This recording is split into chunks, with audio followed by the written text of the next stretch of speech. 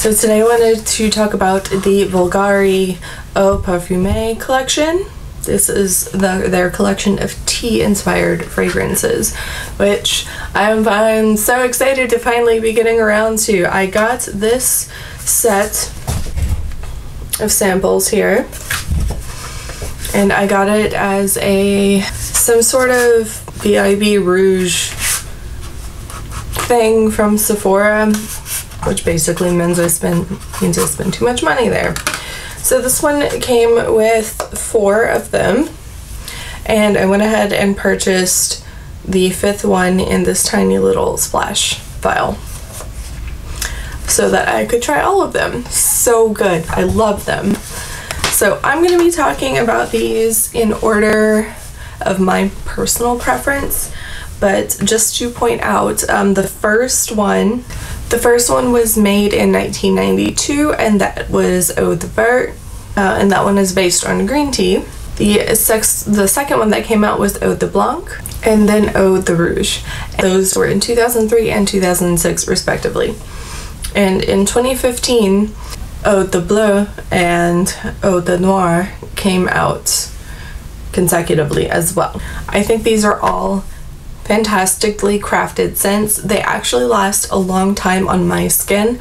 Again, this is how these fragrances react on my skin. My skin does weird things to certain notes, so this may not be the same for everyone.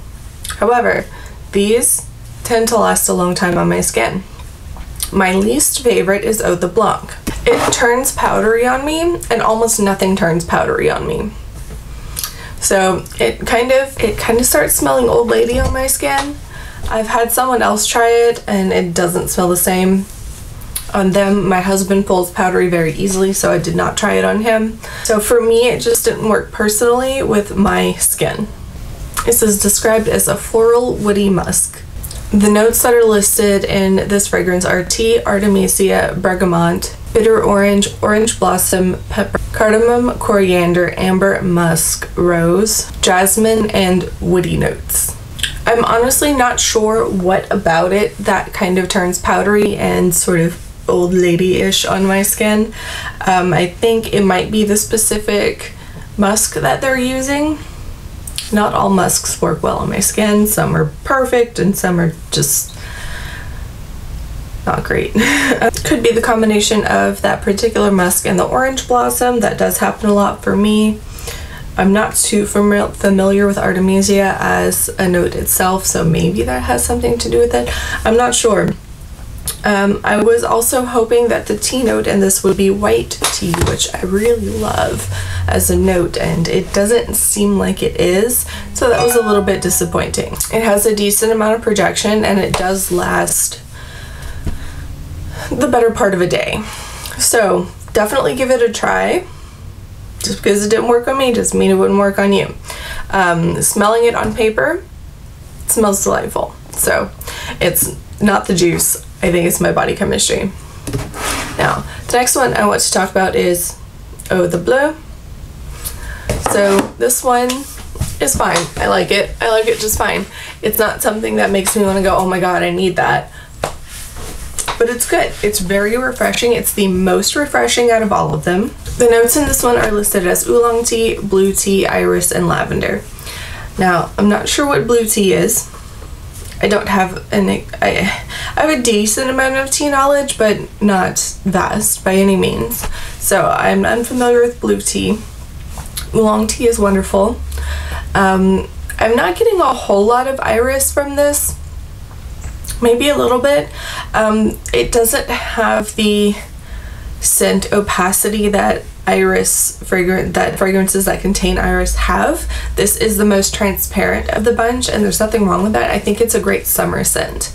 The lavender makes it very refreshing. It's a very herbaceous lavender, and I really enjoy it. I think if it were summer weather, I would love it rather than like it. The other 3 are very closely tied for me. I think it has more to do with mood at this point of which ones I'm enjoying more at the moment. I don't know if I want to talk about Noir or Vert next, because they're both really good. I'm going to talk about Eau de Noir. So this one didn't come in the sample set, but I purchased this little splash bottle, and I'm glad I did. This is the most masculine. This is the most masculine leaning out of the bunch. Although I would say they're all pretty unisex. This is the most masculine leaning, as well as the blue. The only one that leans a little bit feminine is Blanc, in my opinion. Eau de Noir is something that I would like to wear in the winter. It's thick and heavy, but it's not oppressive. It's described as a deep, elegant, and oriental scent. It's not super oriental, but it's getting there. The notes listed in this one are black tea, rose, tobacco, leather, oud, wood bark, and patchouli. So I think all of these notes kind of have their prominent time in this fragrance. At first, for a while, the main thing you can smell is leather, oud, and rose. And the rose is just kind of like, you can tell it's there if you know it's there. So yeah, leather is a big one at first, and it's the black tea in it kind of plays really well with it because black tea can have that kind of leathery feel to it, and the rose kind of plays well with that smoothness. I don't get a lot of tobacco from this one, but it does warm up after a while, and you get a little bit more of that woodiness and a little bit more oriental, a little bit of patchouli, but it's very well balanced. Alright, so next is the original Eau de Vert, the green one here. I was expecting to like this one, but I didn't expect to like it as much as I did. Was very pleased with this one. The notes listed in this one are coriander, orange blossom, mandarin orange, bergamot, cardamom, lemon, jasmine, lily of the valley, Bulgarian rose, sandalwood, amber, musk, green tea, precious woods, and cedar. This is, I would say it's the least linear and starts off quite bright, due to the citruses in there, but it's not overly citrusy. And then it kind of moves on and gets this sort of like waxy lanolin quality to it, which is really interesting, but it still has a heavy backing of the tea and the musk and the amber. So it's like the musk and the amber, the woods kind of ground it, and the tea keeps it very fresh. So it's a very balanced fragrance. If you are curious about any of these, try this one first. You won't regret it. It's fantastic. It will at least give you an idea on if you should try any of the other ones.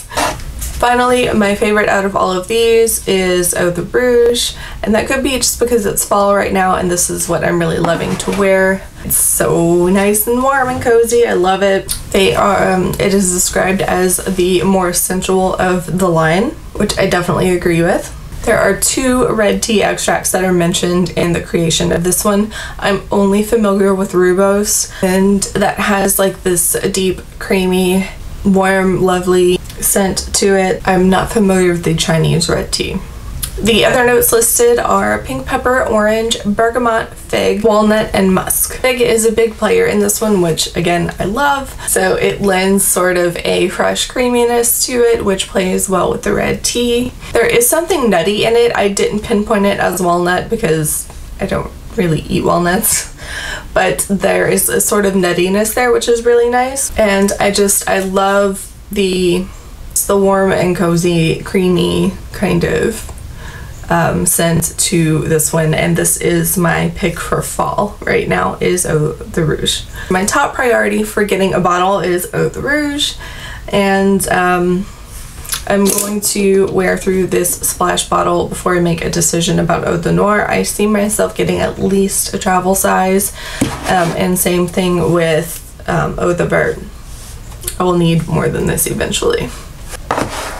All of them last a good amount of time on my skin. Most of them project very well, and I'm very pleased with that. So that is what I think about this line, Bvlgari.